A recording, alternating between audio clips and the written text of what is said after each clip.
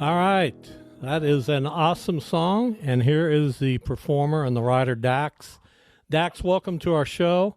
I listened to that song for the first time. I'm an old man, about 68 years old. I don't think I'm your target audience, but that's a phenomenal song. And I appreciate that, man. And to be honest, for that song, man, the target for that song, not only that, but my music is just really everybody. I try to make songs that everyone can relate to, not really depending on age or religion or anything like that. So yeah, you're a former basketball player.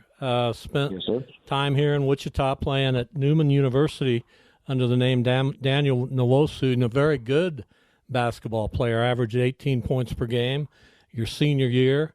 But I had a great visit with your former coach, Mark Potter, who just spoke glowingly of you as a basketball player and as a person.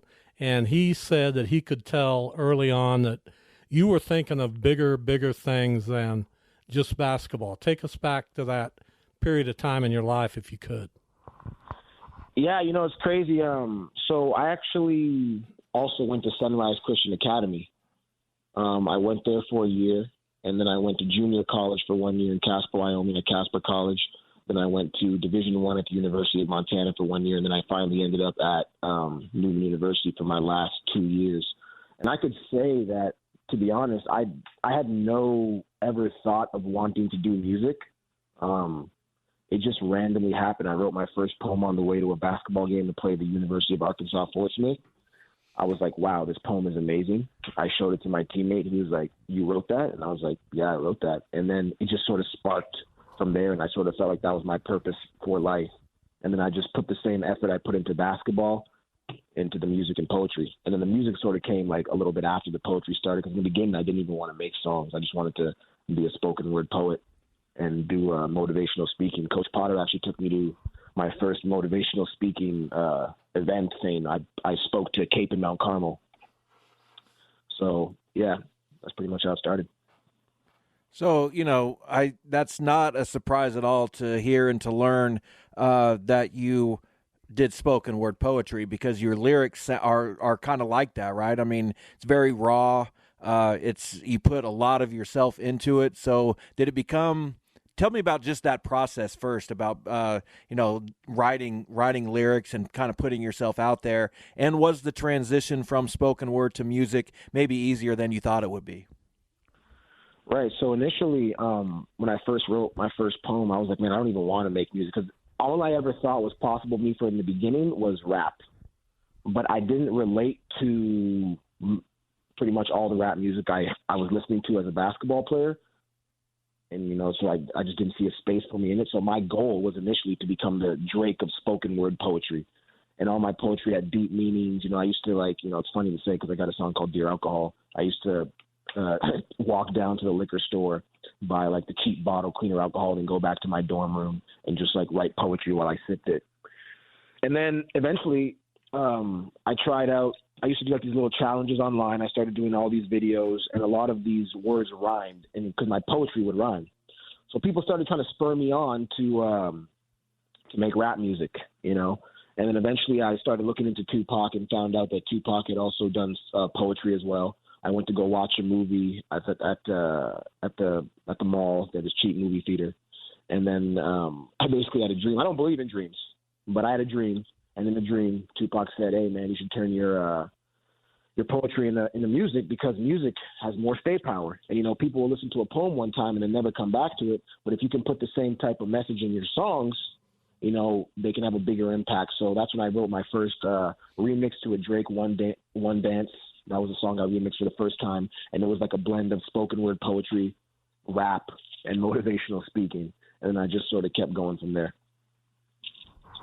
Dax is our guest. He has a brand new and hit single, To Be a Man. It's with Darius Rucker. So the obvious question, Dax, how did you get hooked up with Darius Rucker, and what was that experience like doing this song with him, cutting the video, hanging around with Darius Rucker? So there's some people on my team that knew some people on his team, and then they showed him the song. He loved it, and then I actually got to go I was in California filming a music video. He was on tour. So I got to go to his show. I met him, and like we hit it off right away. I got to, chill backstage, go on the tour bus and all that stuff. And then, yeah, he loved the song and loved the message and really resonated with it. So it was just, after that, it was just seamless. I took a day off on tour because I was on tour when we filmed the music videos a couple of weeks ago. And I flew to Nashville in between two shows and had the 2 5 a.m. flights, went there early, cold. It was cold, man. And we filmed the video in I think we had him for about 3 hours because he was busy with some stuff. And then, yeah, so he was super easy to work with, great guy. Consider him a friend now. And, yeah, it's really easy. So you talked about that song, Dear Alcohol, and that's another one that's very raw. You put yourself out there. I'm just, why did you, I guess the question is, why did you write that song? Because it is very deep, very personal. I'm sure that, you have and will continue to get questions about, your own struggle with alcohol and your sobriety and everything like that. So do you welcome all of those questions and kind of how is that journey going for you?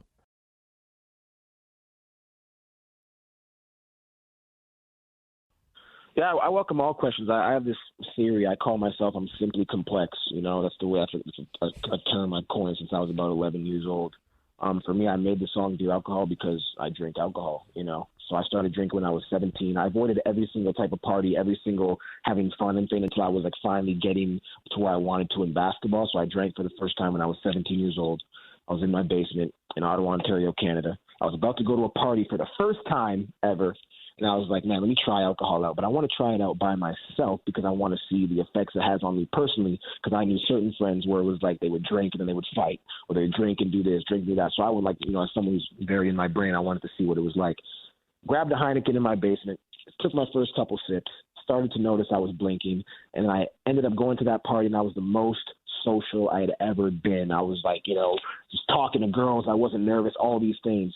So I figured out for myself alcohol was like a superpower, but I was like the type to drink by myself and then show up so no one would know. So it was like a hidden superpower for me, So then that turned into a 10-year thing. It was very easy to regulate it when I was playing basketball because I would obviously never drink during the week. It was just like a weekend thing. You sort of have that, confinement of school where it's like, okay, work during the week, party on the weekend, whatever it is.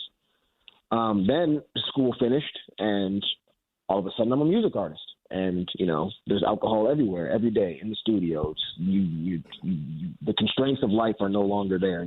Every day's Saturday.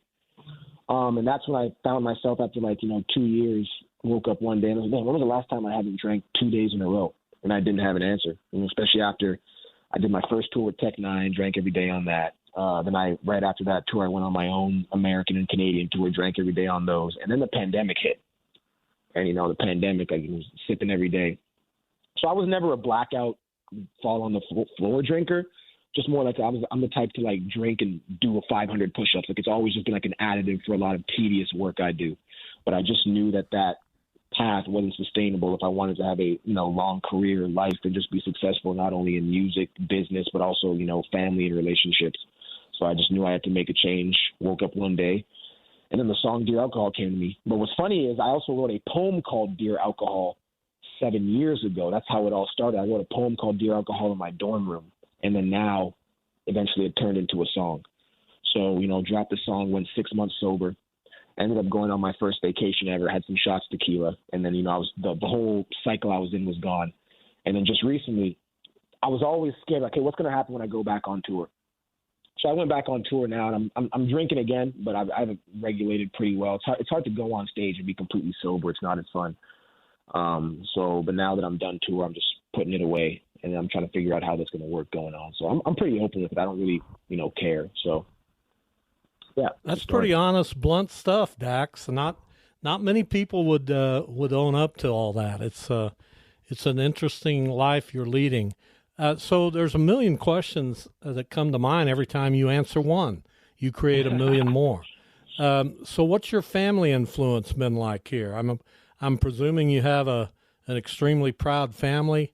What's that effect? What's this effect of kind of slowly but surely becoming this famous musician? What's that been like?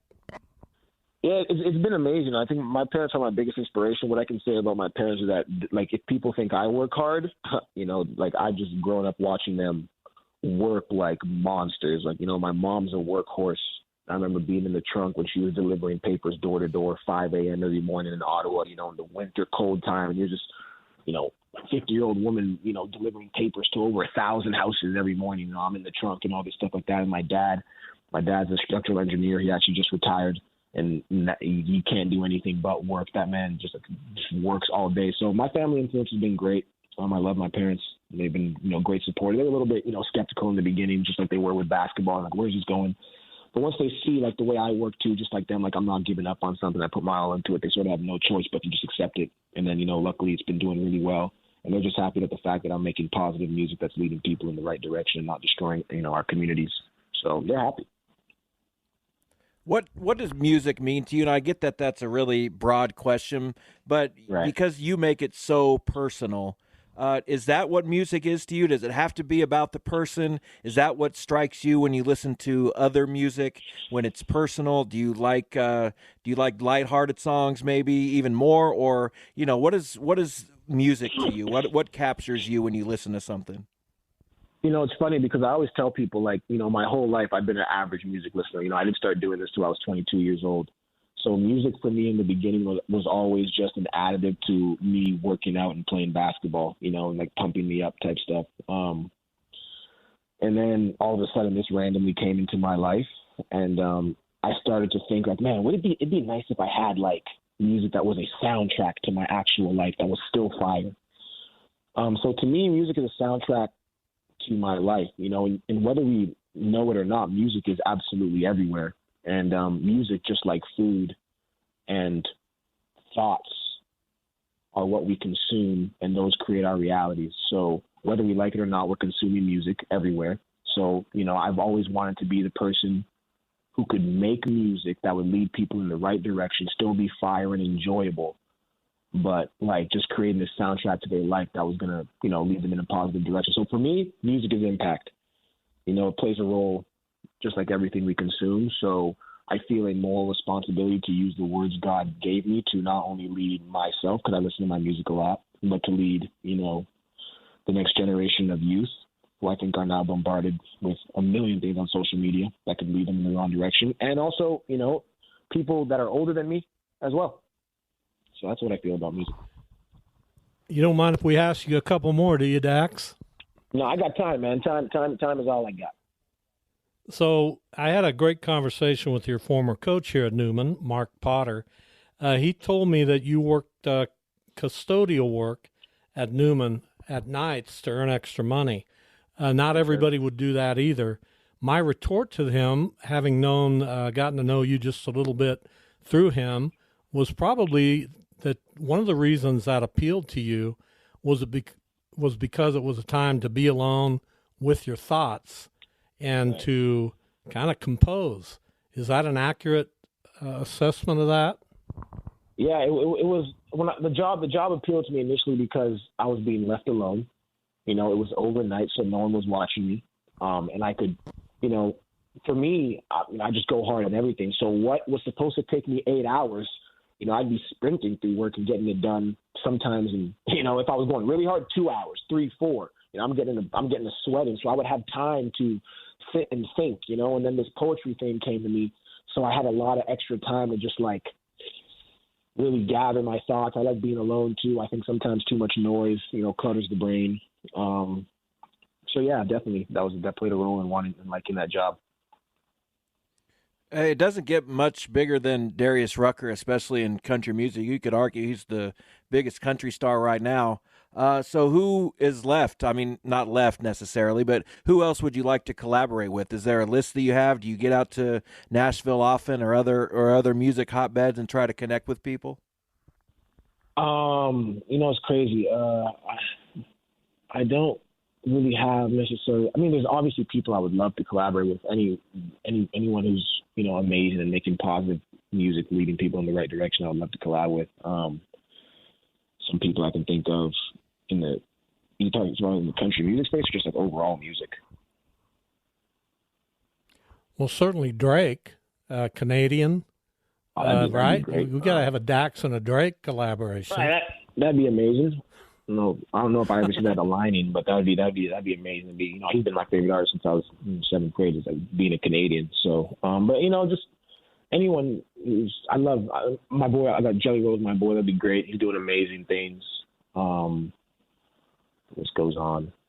There's so many. You know, what's the most Canadian thing about you, Dax? What's the most Canadian thing about me? Most Canadian thing about me. I speak French, maybe. There you go. That works. We have a Canadian who's co-hosts a show with us at times, and there's nothing interesting about him, but with you it's different. Final question. You did a song in honor of Coach Potter. It's called the Basketball Song. The athletic director, Vic Trilly at the time, asked you to come up with it to honor Coach Potter, who was retiring after 19 years at Newman. You put that song together in just a few days. Take us back to that period of time and what Mark Potter meant to you. Man, Coach Potter's the GOAT, man. I always remember I always remember just sitting in, like, you know, before games, all his speeches. I remember one time I walked in and I asked him, like, how do you, like, come up with these speeches? Like, how do you put these things together? Because he just put together these, like, masterful, you know, like, talks. And I'm just sitting there like, golly, you know? So I remember just sitting and talking to him about that. And obviously he's doing great things in terms of, you know, going and talking about mental health and his experiences to schools and kids all around America. So he's a great just speaker and motivator, you know. I mean, so that was one thing that really inspired me, the way he put his words together. And then just, you know, our process. Me and him have this great story, you know, like we had some tough times and then now we're like, you know, the best of friends, you know. So it just I like Coach Potter because I've had a lot of situations with a lot of people who misunderstand me early on and then just sort of like never come back around, you know, but like the people who gave me that chance and started just to understand that, like, I'm just sort of wired different, and Coach Potter's wired different as well. So I just think, you know, we just connected like that once we had our little rough patch. Those are the people that end up staying in my life forever. So Coach Potter, man, just a great guy, great man. I appreciate him. And to put together the song, that was just, it was pretty quick. It was 3 days, you know, words just come to my head at all different times. So once I heard it beat, it was game over. Great stuff. We're extremely happy that you agreed to do this interview with us. Maybe we can do it again sometime. You're blowing up. It's got to be a great feeling. Thank you, Dax, for being on our show. Thank you, man. I appreciate your time.